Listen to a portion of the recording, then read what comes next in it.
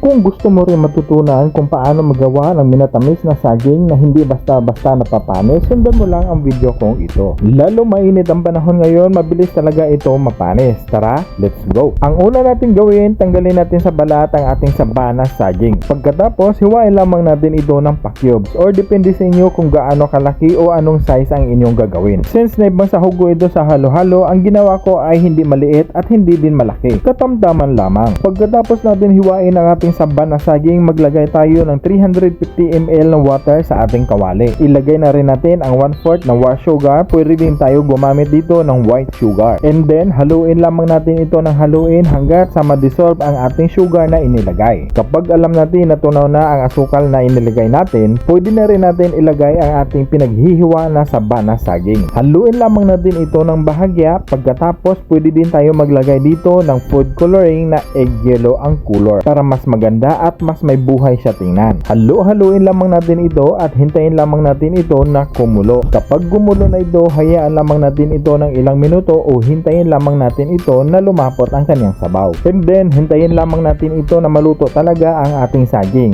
Paano malaman na luto na ating saging? Ibig sabihin, hindi na siya namumuti o nagiging brownish na siya. Nang sa ganon, tatagal ang ating minatamis na saging. Hindi ito basta-basta mapapanis. Basta make it sure na naluto talaga ng maayos ang ating saba na saging. Kasi kapag hindi ito naluto ng maayos ang ating saging, isang araw lang panis na ito.